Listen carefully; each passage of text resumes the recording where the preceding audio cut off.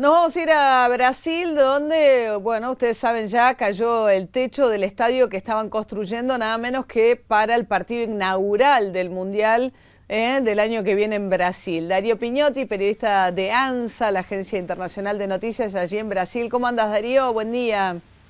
Hola, buen día María, ¿cómo estás? Bien, todo bien. Y bueno, en primer lugar, el saldo son finalmente 3 víctimas fatales, ¿no? Del derrumbe del techo. Hubo una corrección de anoche a hoy y son por el momento 2 víctimas fatales y la suspensión de las obras sin fecha aún de reinicio. Eso que te estoy informando es noticia de menos de 15 minutos atrás, cuando la Procuración de Justicia del Estado de San Pablo visitó las obras acompañando a la Defensa Civil en lo que es la primera auditoría, cuyo laudo final solo se conocerá dentro de 30 días, y establece lo que es una primera divergencia de informaciones o contraposición de informaciones, porque mientras las autoridades del Club Corinthians, que es propietario del estadio en construcción, que debiera ser sede del primer partido de la Copa del Mundo, afirmó a través de su líder, de su dirigente más importante, Andrés Sánchez, expresidente del club, pero verdaderamente el hombre de poder allí, por otra parte, un amigo personal del expresidente Luis Ignacio Lula da Silva, que las obras volverían a ser retomadas el lunes. Esta información de la justicia por lo menos pone en duda esa afirmación. Y lo que sí es seguro, eso es definitivo, la inauguración del estadio no ocurrirá el 30 de diciembre, como estaba previsto, y se especula, estas son informaciones que dejaron trascender fuentes de la FIFA a la agencia Estado, Agencia Brasileña de Noticias, esa demora podría ser de entre 45 y 60 días, es decir, el Itaquerão, que es el nombre, el apodo con que se conoce este estadio, estaría funcionando tal vez recién en febrero. Claro que todas son informaciones provisorias, y como habrás notado, desde la conversación que tuvimos anoche a hoy, muchas de ellas son corregidas o alteradas con el correr de las horas. Claro, me imagino la contraposición acá entre el apuro de aquellos que quieren cumplir con el Mundial, ¿no? Y aquellos que, bueno, nada, tienen que cumplir con los tiempos judiciales de un techo que se derrumba en un estadio en construcción. Y además, supongo que habrán notado ustedes a través de las fotos y de las imágenes de las cadenas internacionales la proporción de, no sé si llamarlo desastre, pero sí del accidente. Se desplomó una estructura de 50 metros de longitud y 420 toneladas de peso.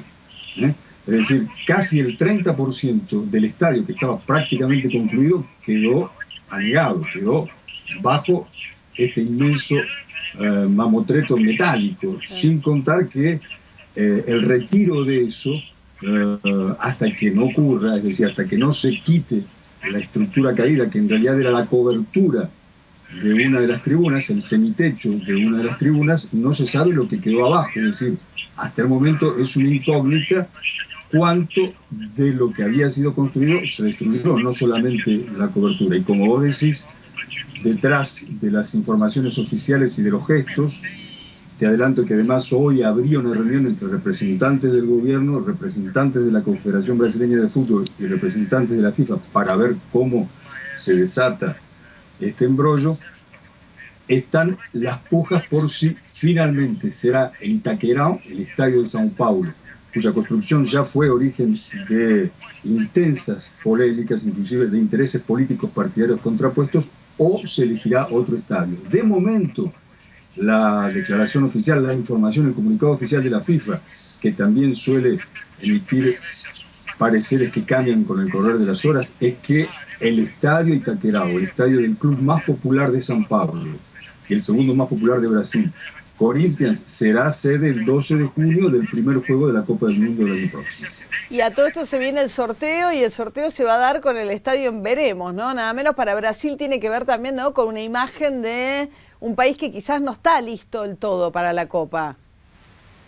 Ciertamente, quizás es un modo bastante apropiado para encuadrar la circunstancia en que se encuentra Brasil, y este desafío, que debe ser dicho, fue asumido personalmente por el expresidente Luis Ignacio Lula da Silva durante su segundo mandato, que en su momento redundó en una inclusión e incremento de su ya y aún hoy muy alta popularidad, pero que comienza a mostrar sus limitaciones, no solo en el estadio de Sao Paulo, sino en otros. Recordemos que son 12 subsedes y de ellas en 6 todavía las obras no fueron concluidas. Claro que sería un registro parcial de lo que ocurre atribuir todo esto al gobierno brasileño o a las autoridades, que finalmente muy poco es lo que deciden, porque en rigor, cuando se firma un contrato con la FIFA, prácticamente, y esto lo han dicho varios diputados que participaron en una comisión investigadora del Mundial inaugurada el año pasado, el país virtualmente cede su soberanía en aspectos sobre la logística y sobre las inversiones.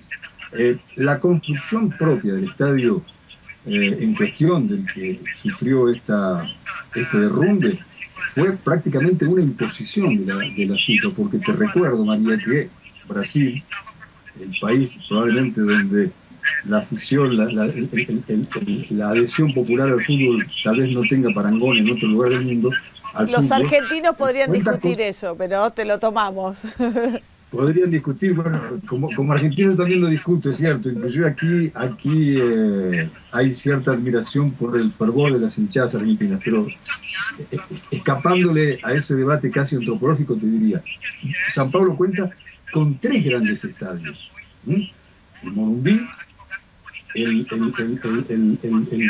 de Palmeiras, el Morumbi, que es de San Pablo, el Pacaembu, que es municipal, y el Palestra Italia, que es de Palmeiras, que ya está construyendo otro. Por tanto, tenemos 3 grandes estadios, otra construcción, y el Itaqueirão. De forma que elementos para cuestionar esta construcción sobran.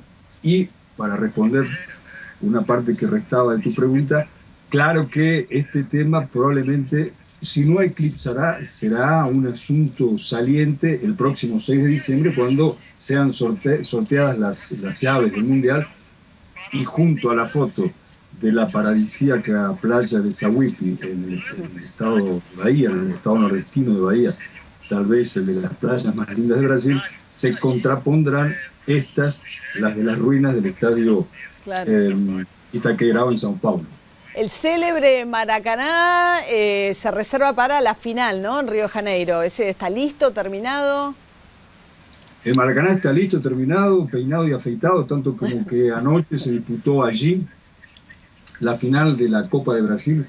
Es una especie de segundo gran campeonato brasileño que, para euforia de la grandísima torcida de Flamengo, que sabes muy bien es la mayor del país, seguida de cerca por la de Corinthians, fue obtenido por el Flamengo al imponerse al Atlético Paranaense del Sur. Ajá. De todas maneras, también la construcción del Maracaná fue motivo de objeciones y de multitudinarias manifestaciones de protesta, recordarás bien, en junio pasado.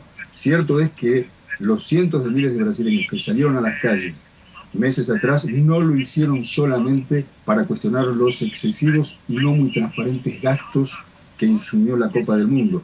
Pero en el caso de Río de Janeiro, sí, la reivindicación o el reclamo o la demanda contra el Mundial fue una de las principales banderas, que inclusive hicieron que Río de Janeiro sea, luego del fin de las manifestaciones en varias capitales, una de las pocas donde continuaron las protestas, y muy fuertes, contra, como te decía, la administración, por lo menos puesta bajo algunos signos de interrogación del Mundial, y la violencia policial con que fueron reprimidas esas manifestaciones, lo cual alimentó una manifestación sobre otra. Claro. Por tanto, no sería muy aventurado presumir que este episodio en el estadio de Corinthians suscite nuevas quejas. De momento, sí te informo, esta noticia del día, que el Sindicato de Trabajadores de la Construcción, que ya ayer había formulado algunas advertencias, reiteró su demanda para que las obras sean suspendidas sin plazo, es decir, hasta que no haya un laudo definitivo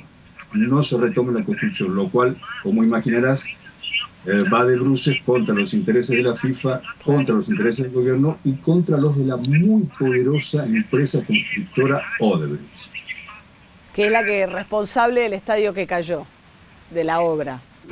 construyó este estadio, y como bien sabes es la mayor empresa constructora de Brasil, que, solo por citarte dos ejemplos muy recientes, acaba de ganar la licitación para la privatización del aeropuerto de Río de Janeiro, y también es una seria postulante a la licitación, una serie de licitaciones que están en curso, por ejemplo, de carreteras de la región amazónica. Estamos hablando entonces no solo de una empresa muy poderosa, sino tal vez del grupo de poder con mayor capacidad de lobby en el Congreso brasileño. Darío, muchísimas gracias por este panorama tan completo de lo que está pasando en Brasil, que no es solo la historia del Mundial y un estadio, sino todo esto que también nos ha relatado. Gracias, Darío. Por nada, un abrazo. Hasta luego.